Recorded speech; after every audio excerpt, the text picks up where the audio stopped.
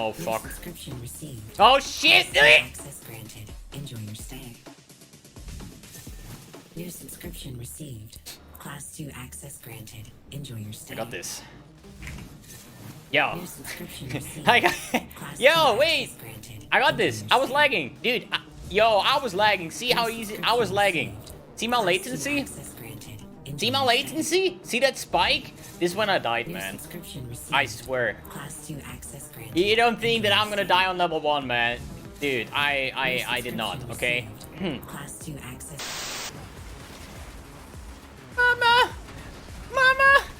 No! What have I done? Wait, I'm just gonna kite this, man. As soon as they stop stunning me. Ah!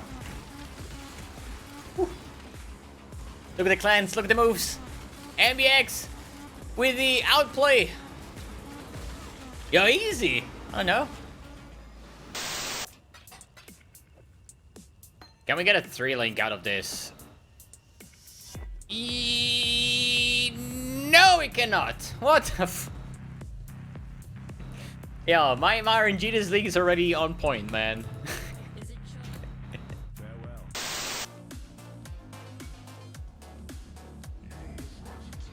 What? What? What is he doing there? What? Yo, that got me off guard, man. Yo, this guy doesn't even hit hard, man. Oh, shit. Oh.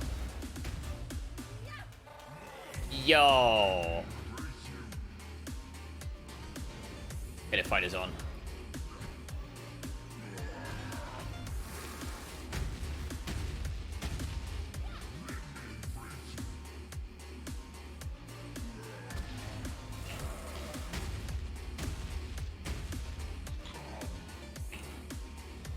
Die! What the fuck? I have negative DPS. He's losing life, right? But this is because he's getting old while I'm fighting him. He's dying from age, not from damage. Yeah, easy. But dude, he... The warden's check. Hey? Don't crash now. Man. Don't fucking think about crashing the game now. Man, dude. I just said how good the servers are today. Absolutely no crashes. And now I get a fucking crash in the last part of the lab before I finally can self-cast this skill, man. Hey guys, and welcome to a new video. Today, the first update on, or the start of the league diary, the league start series that I'm doing every single league. And the league starter that I picked was Forbidden Rite. And Forbidden Rite actually is it's special, okay? It's barely the way I want to play it because it needs a lot of preparation to do so. So basically, Forbidden Rite, I want to play it as a self-cast build, no totems, no CI. I want to play a live-based version. I was talking about that version yesterday before I started the stream, so you get an idea on what I want to pick, what I want to play, and so on. So basically, just taking Forbidden Rite. The problem is, if you don't have chaos resistance, you're gonna kill yourself quite fast. This thing actually takes 40% of your maximum life as chaos damage, right? And early on in the first act, we're currently level 58 with mbXtreme. Nice name, I know. So basically what happens, you're gonna get the skill somewhere in Act 2 after you helped Helena, and then afterwards, you can barely, like, you can shoot this like 3 times, right? You're gonna lose 40% of your life on the first cast, second cast, and then you're dead. So this is just not an option. The way I played it still was with the spell totem support. So I used the totem to actually, wait, let me put the sound a little bit lower here. Oh, yes. So basically, spell totem works. The totem, for some reason, does get a lot less damage. So the totem doesn't lose 40% every cast. And then you basically just have this as a 2 setup here. Then on a 3-link, I think I added the, what was it? The life tap support. Because the thing is, you have a lot of mana problems with this build. Because you don't have a lot of mana regen. If you're permanently spamming your stuff, now with the flask rework, you just have a hard time getting your mana up. And I said I want to play all this like a vampire type of thing or based build. with having life tap on every single skill. Doesn't matter if it's like Frost Blink at the moment, or the Forbidden Rite itself, the Golem, like whatever I have.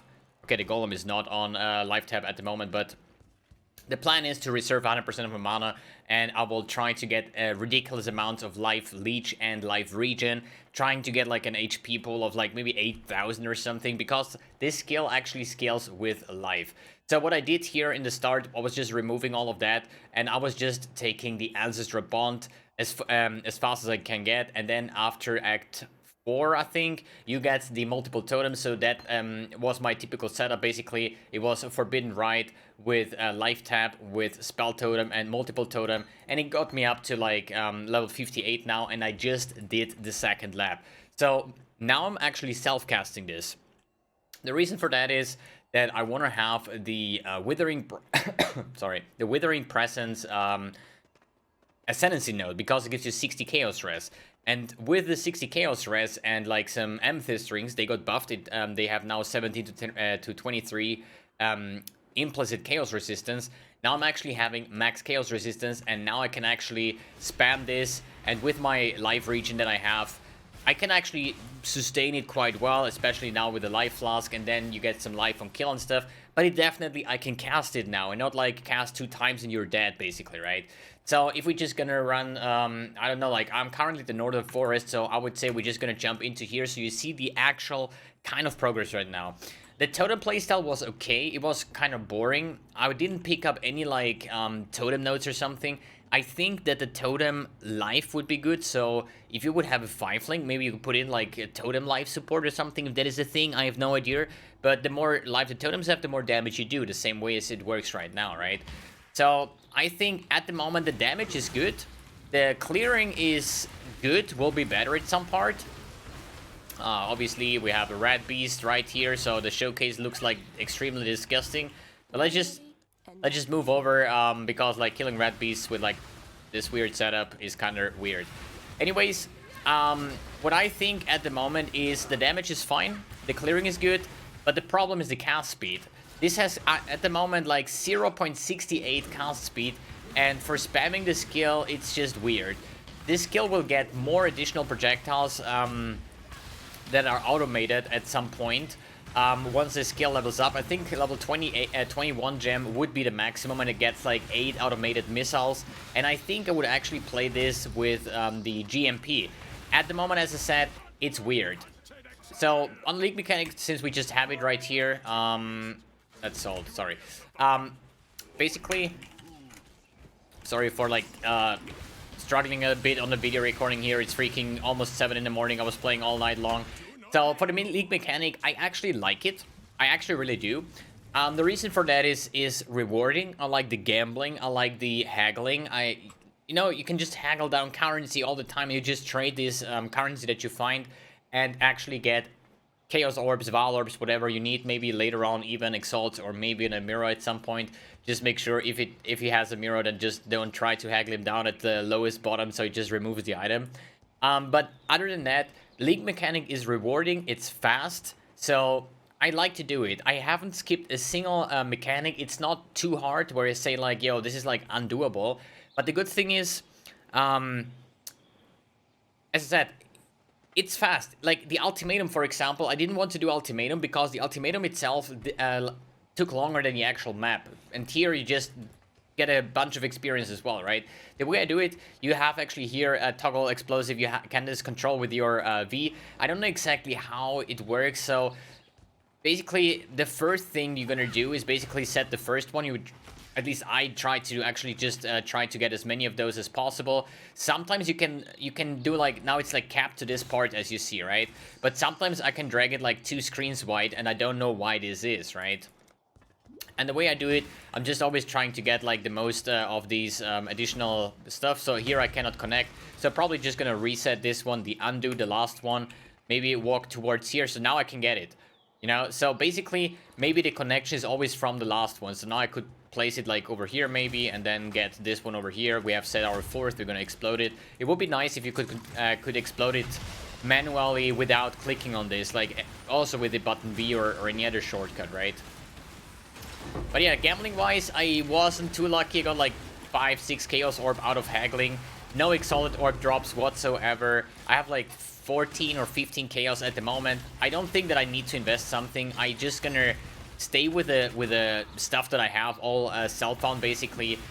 And once I hit mapping, and I don't think there is like any troubles getting to maps with this skill now. And as you see, it doesn't feel bad. It's just like it's just slow, and I would like to have like more projectiles and stuff, right? But I think all of that will come later, and I think it's going to be a very interesting skill to play around with all the possibilities. Like, I don't know how the build is going to work out, if I'm actually able to get an auto bomber style out of it, or if it's more going to be like maybe cyclone cast while channeling and just mass explode everything.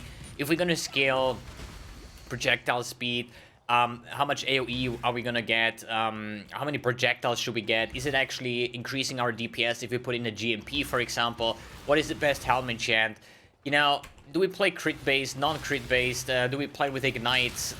There is like so many questions that I need to test out basically, right? Another weird thing is that you kind of, like somebody in stream, I didn't test it, said that this skill actually gets supported by chain and by fork, which doesn't really make sense to me, because in the end it's just a projectile just collapsing on the floor and then just explodes where it is, right? It doesn't really hit a target like tornado shot. These secondary projectiles are like burning arrow, where you actually hit a target and then it can actually chain to other targets. So maybe it's just wrong, or there is just no interaction, it's just still working because it gives you less damage or something, I don't know. But there's like so many unanswered questions with a new skill like that. That's why I say it's very how do I always call it, experimental, you know. Nobody has a good idea on how to build it properly. I've seen a lot of people trying the CI route, I do the live route. Some people don't scale live, they scale other source of damage. A lot of people go with like totems and stuff, you know. At some point, maybe in a week or so, we're gonna see what build works out the best. I still think that the power charge stacking max AoE version, kind of like a winter orb setup, would probably work out quite fine, and I hope it will, because this would make the playstyle like really cool. And I think I need a lot of cast speed to really like don't really feel this like standing still all the time, you know. Maybe you even get an unleash to get like triple explosions out of it. Like who knows, you know. It's just about experimenting, it's just about trying. At the moment it's just about getting to maps, then starting to invest like this one chaos or something into like getting res capped for mapping, getting the chaos res capped. At the moment I'm trying to get down to the Method to Madness to actually have a good source of chaos resistance. Maybe I don't even need that in the end. And one thing that I want to point out, since we're playing a life-based build with maximum chaos resistance, I think Divine Flash is a no-brainer for this, right? So if that works and we get good damage, good base damage based on like 8k life, and we get like massive AoE with projectile speed and Divine Flash and everything, I think this is going to be amazing. It's just a question like how much do we need of what, and what is actually worth picking and so on. But yeah, overall, I'm very happy with this league start for now, so I'm not planning to swap it away tomorrow. But the rest, we're gonna see after I'm actually starting to map, actually maybe getting a tabula or something to see how this works out on a 6th link. What about the sustaining? I don't have any sources of leech. All the life that I get right now is from the base live region that I'm focusing on with the Vitality, Cemetery, and Despair, with the Blasphemy setup and the Stone Golem. The rest, I don't know, like Frostblink, I'm not really worried too much, because it's just the tutorial, you know, just going through the acts, just trying to get mapping. Once we hit mapping, we're gonna go for the appropriate links that I want to plan and so on. But in the other hand, it's like hard to make some predictions without the functioning path of building, right? So at the moment there is no the new skills, the new support gems, all of that things don't work right now, so I don't know which would be the optimal links. As I said, at the moment I'm going with Forbidden Rite, Control Destruction, Life Tap, and Void Manipulation. The next thing, I have no idea. Maybe will be another like added chaos damage, for example. I don't know if added chaos damage is actually important, if it does enough damage, or just going for a GMP setup or something like that. We're gonna see about that. And overall, the servers are very good. I only had one single crash, which is sad because it happened in the lab, as you probably saw on the highlights. But overall, there was a small queue basically in the start. Then I left the game in Act 1 somewhere, and I did not have a queue afterwards. And the crash happened like many hours later, so the servers were very stable, so very, very good. And I'm looking really forward to the upcoming days, how this build is going to perform and what kind of route we're going to take with this build. I have a lot of ideas for this kind of build, and yeah, looking forward to that one. Alright guys, thanks for tuning in, thanks for watching. I need to get some sleep, and yeah, see you tomorrow.